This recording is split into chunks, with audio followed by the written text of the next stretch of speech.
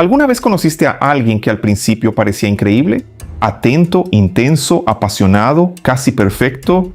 Alguien que decía que eras diferente a todas las demás personas, que hablaba del futuro en la primera semana, que parecía seguro, confiado, admirable, y después empezó a criticar tu ropa, tus amigos, tu forma de hablar. Empezaste a pedir disculpas, incluso sin saber exactamente por qué. O tal vez trabajas con alguien que necesita ser el centro de atención en la sala. Si otra persona recibe un elogio, cambia de humor. Si se le contradice, lo toma como un ataque.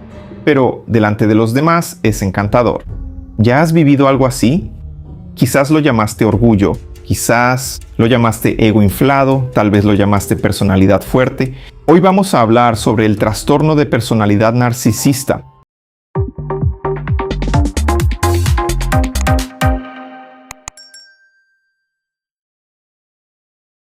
Soy Luis Sansão, psicoanalista, y este es un episodio más de la serie Frecuencia Psíquica. Si quieres entender los bastidores emocionales de las relaciones, aprender a identificar manipulaciones invisibles y fortalecer tu autonomía emocional, suscríbete al canal y comparte este video con alguien que necesita escuchar esto, porque entender es el primer paso para no repetir. Y hoy vamos a sumergirnos en el TPN, trastorno de personalidad narcisista, de una forma clara, humana y cercana a la vida real. Cuando hablamos de narcisismo, mucha gente piensa solo en vanidad, pero Freud buscó ese término allá en la mitología griega. Narciso era un joven que despreciaba a todos a su alrededor hasta que vio su reflejo en el agua y se enamoró de sí mismo. Quedó hipnotizado por su propia imagen, incapaz de amar a alguien más allá de su propio reflejo. Esta historia es simbólica porque el narcisista no ama al otro, ama el reflejo que el otro le devuelve. Freud decía que todo ser humano pasa por una fase llamada narcisismo primario. El bebé no diferencia lo que es él y lo que es el mundo. Llora y alguien aparece. Siente hambre y alguien lo alimenta. Él es el centro del universo. Su majestad, el bebé, como describió Freud, eso es normal. El problema comienza cuando esta etapa no madura emocionalmente. Freud llamó narcisismo secundario cuando después de frustraciones o traumas, la persona retira el amor que debería invertir en el mundo y lo trae todo de vuelta hacia sí misma. Detrás de la superioridad muchas veces existe fragilidad. Detrás de la arrogancia existe miedo a la insignificancia. Detrás de la necesidad constante de aplausos existe vacío. Pero quien paga el precio de esto es quien se relaciona con esa persona. Vamos a acercar esto más a la vida real. El narcisista no empieza siendo agresivo. Empieza siendo necesario. Te hace sentir que nunca había sido tan vista, que nunca había sido tan deseada, que nunca había sido tan comprendida. Te abre la puerta del coche. Él envía flores. Envía chocolate. Él llamó para decirte que te ama. Envía un mensaje por la noche. Él presta atención a los detalles. Decora tus historias y te hace creer que finalmente has encontrado a alguien que te entiende. Pero entiende, él no te conoce. Él lo está planeando tú. Porque todo lo que él descubre lo utilizará más tarde. Al principio dice, nunca me sentiría así por nadie. Después dice, estás exagerando. Al principio dice, eres diferente a todas. Después dice, no eres para tanto.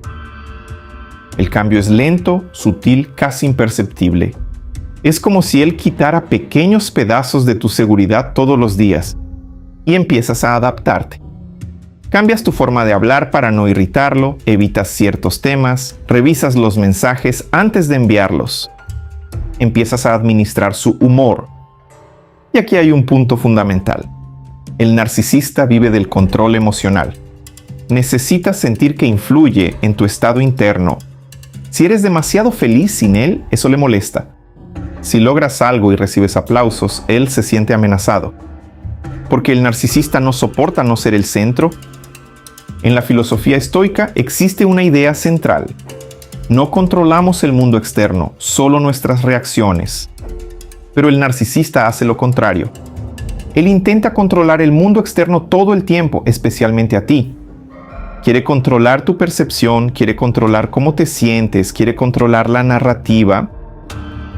Epicteto decía que sufrimos no por los hechos, sino por la interpretación que les damos.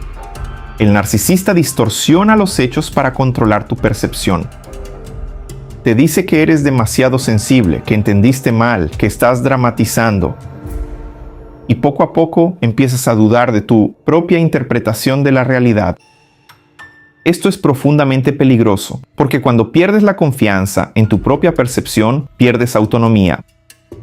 Marco Aurelio hablaba sobre la dignidad interior, sobre mantener tu integridad incluso cuando el otro intenta provocarte. Pero dentro de una relación narcisista, tu integridad es atacada todo el tiempo. Y aquí entra algo muy importante. El narcisista no es seguro, como parece. Él depende de la admiración. Freud explicaba que, en el narcisismo secundario, la libido que debería circular por el mundo regresa al propio yo como un mecanismo de defensa después de frustraciones profundas. Es decir, detrás de la grandiosidad existe una herida. Pero atención, entender la herida del otro no significa aceptar ser herido. Muchas personas se quedan porque creen que están ayudando, que están sanando, que están siendo pacientes. Pero el estoicismo enseña algo esencial. No es tu responsabilidad arreglar el carácter de nadie. Eres responsable de tus propias elecciones. El narcisista oscila. Un día es encantador, al siguiente es distante. Un día hace promesas, al otro te ignora. Esa intermitencia crea dependencia. Y es el mismo mecanismo psicológico que atrapa a las personas en los juegos de azar. Nunca sabes cuándo llegará la próxima recompensa. Y eso te mantiene atrapada. Empiezas a vivir de migajas emocionales. Un elogio ocasional se convierte en combustible para semanas de frialdad. Y cuando empiezas a reaccionar, él puede explotar o hacerse la víctima. Me estás atacando. Yo hago todo por ti. Nunca reconoces nada. ¿Te das cuenta de la inversión? Él provoca, tú reaccionas. Él se pone como la víctima. Y tú pides disculpas. Eso corroe. Poco a poco ya no sabes si estás exagerando o si realmente hay algo mal.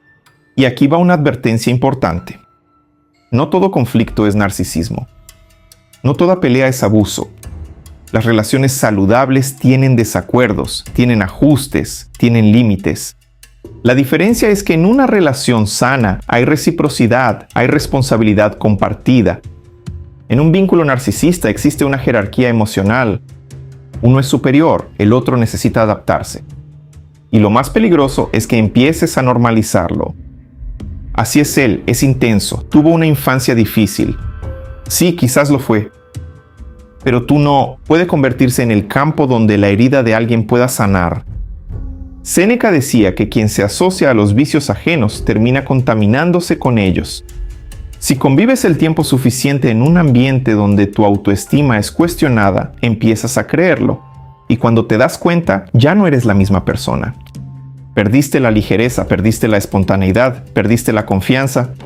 Y quizás lo más doloroso, te perdiste a ti misma, intentando mantener a alguien. Y aquí quiero dejar algo muy claro. Comprender el narcisismo no es demonizar a las personas, es proteger tu salud mental. Freud decía que el exceso de amor propio impide el amor objetal, el amor dirigido al otro como sujeto. Y una relación solo existe cuando dos personas se reconocen como sujetos, cuando hay espacio para que el otro exista. Si el otro necesita que tú te hagas pequeño para que él se sienta grande, eso no es amor, es dependencia de validación. Y el estoicismo nos recuerda algo liberador. No puedes controlar el carácter del mundo, pero sí controlas el límite que aceptas. ¿Te has dado cuenta de cómo al principio todo parece mágico? Es la fase del encantamiento. Pero lo que parecía amor puede ser solo idealización. Y cuando dejas de reflejar la imagen perfecta que él construyó, comienza la desvalorización. Empiezas a intentar demostrar tu valor, te esfuerzas más, empiezas a disminuirte y eso va carcomiendo tu autoestima. No toda relación es tóxica. Las relaciones saludables existen. Los conflictos son normales. Las diferencias son normales. La relación abusiva nace cuando el otro no te reconoce como igual. Cuando hay jerarquía emocional. Cuando empiezas a sentirte inferior para mantener el vínculo. Ahora quiero que pienses con honestidad. ¿Alguna vez te has sentido drenada emocionalmente? ¿Alguna vez dudaste de tu propia memoria? ¿Alguna vez pediste disculpas solo para mantener la paz?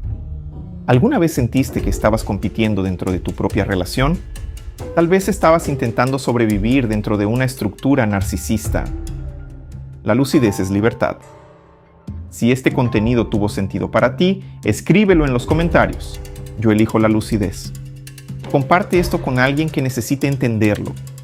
Y si quieres aprender a identificar señales invisibles antes de que destruyan tu autoestima, sigue acompañando la serie